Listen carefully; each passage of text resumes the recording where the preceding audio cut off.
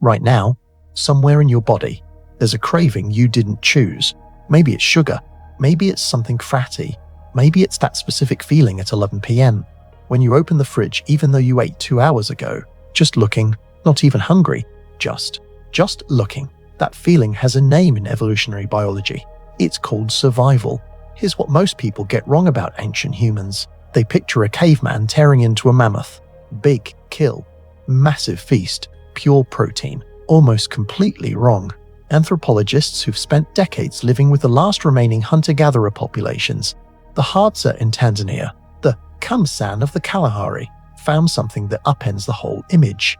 In most environments, somewhere between 50 and 80% of calories came not from animals, but from plants, roots pulled from the ground, nuts, berries, things scraped off rocks, and dug out of dirt with bare hands.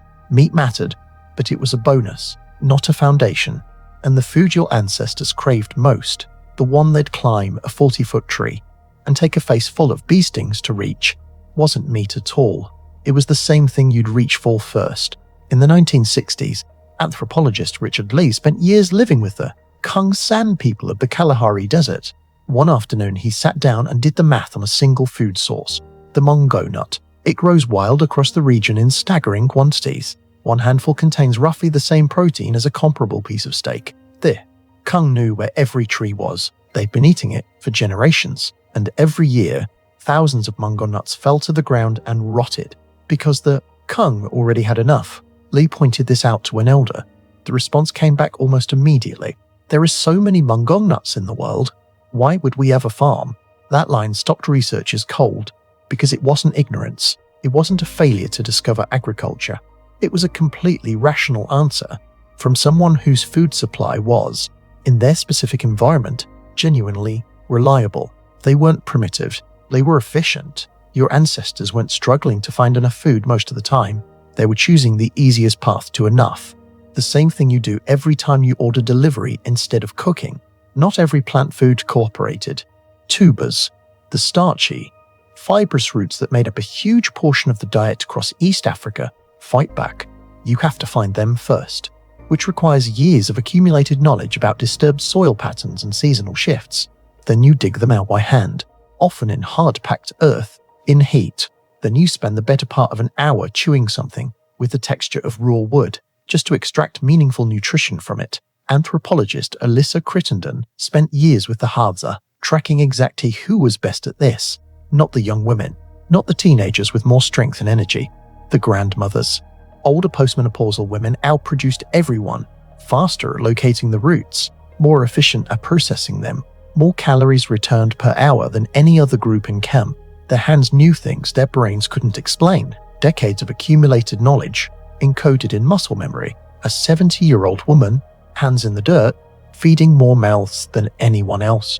This finding became one of the most debated and eventually most accepted theories in evolutionary anthropology. We may have survived, in part, because of our grandmothers. Now, the thing they actually craved, every hunter-gatherer population ever documented across Africa, Asia, the Americas, Australia, ranks honey as the single most desired food, not meat, not fat, honey, consistently, across every culture researchers have studied, and the Hadza go to extraordinary lengths to get it. They follow a small bird called the honey guide, a species that learned, over millennia, that leading humans to a beehive means it gets the scraps afterward. The Hadza follow the call through thorny bush, climb 40-foot baobab trees, and plunge their hands into hollow trunks, while bees do exactly what you'd expect. The cone comes out dripping. It's full of larvae, half-formed bees. Wax.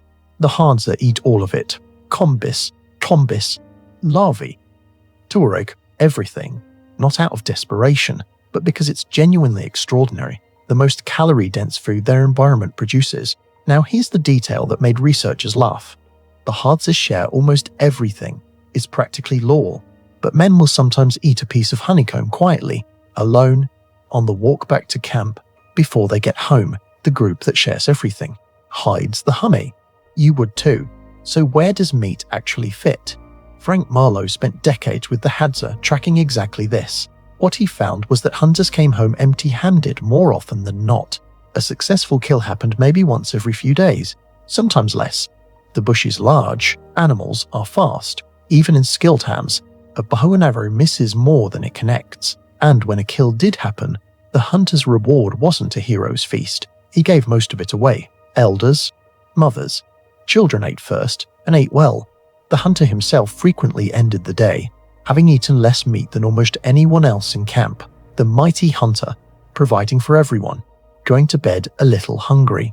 Here's the part that should feel familiar. He did it because tomorrow, someone else's hunt would feed him. The whole system runs on one unspoken agreement. I share today, you share tomorrow, enforced not by law or government, but by the simple fact that nobody survives alone. Anthropologist Christopher Bopem found that hoarding food in these groups wasn't just frowned upon, it was one of the most dangerous things a person could do. Here's the part nobody tells you. Your ancestors didn't just eat fresh food. When a hunter killed a large animal, the group couldn't eat it all before it turned. So they did what made sense. They buried it, stashed it in cool caves, submerged it in cold streams for days, sometimes weeks. By the time they came back, the meat was rank, crawling with bacteria, already partly broken down. They ate it anyway. And here's the part that sounds wrong but is backed by science. Some researchers believe they may have preferred it that way. Aged meat is softer, easier to chew, easier to absorb. The bacteria involved actually produce B vitamins the body needs. Your body remembers this. Every fermented food you love, cheese, catchtle, yogurt, sourdough bread, wine, beer, pickles, soy sauce, is controlled rot, slowed down, made safe, made delicious. You didn't develop a taste for aged cheese in the last few centuries. That taste was built on a savanna, over 100,000 years of eating things that had already started to turn. The fridge didn't change what you crave, it just cleaned it up. One thing that didn't exist through any of this: a meal schedule. Breakfast, lunch, dinner. 3 meals a day is not an ancient human invention. It's largely a product of the 19th century, when industrial factories needed workers fed at predictable times. Before that, even in medieval Europe, most people ate once or twice a day, whenever food was ready. Hunter-gatherers didn't schedule eating at all. You ate when you found something. You ate as much as made sense. You kept moving. The closest modern experience isn't a diet plan or a wellness protocol. It's eating at a street market. Whenever something smells good, you stop. You eat standing up. You move on. Berries eaten on the walk. Fingers stained. A strip of dried meat passed between 2 people without a word. Bone marrow cracked open with a rock. Scooped out warm with a finger.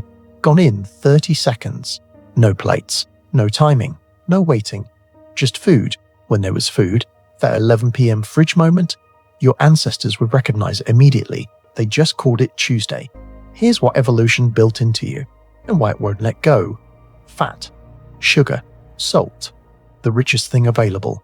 Every hunter-gatherer population ever documented ranks honey first, not because they lacked options, because a brain running hard through uncertain terrain is wired to lice up for calorie density. Fat kept you moving when the hunt failed. Sugar meant energy right now, and stored reserves for later. Salt, but almost impossible to find in most wild environments, was worth going out of your way for. These weren't weaknesses, they were signal. The problem is the signal didn't update. When the environment changed, your body cannot tell the difference between the honeycomb pulled from a baobab tree and a can of soda. It registers the same ancient reward. Food companies spent decades figuring out exactly where that signal fires, and then engineering entire product lines around it. You're not weak for craving sugar at 9 p.m. You're running a program that kept your ancestors alive for 3 million years. It's just that the world it was built for no longer exists. So here's what ancient humans actually ate. Tubers pulled from packed earth by a grandmother, who knew exactly where to look. Mongon nuts so abundant that farming never seemed worth the trouble. Honey eaten warm, standing up, quietly, on the walk home. Meat shared so completely that the hunter who caught it often ate the least. Fermented, aged, preserved, whatever kept the calories accessible and the group alive.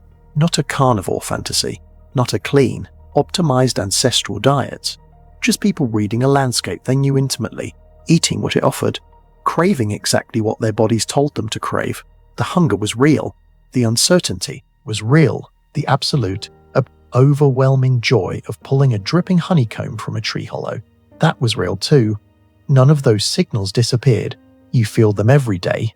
You just feel them in a world your ancestors would have considered a miracle, surrounded by more food than any human in history, and somehow, still king, still scanning, still hungry,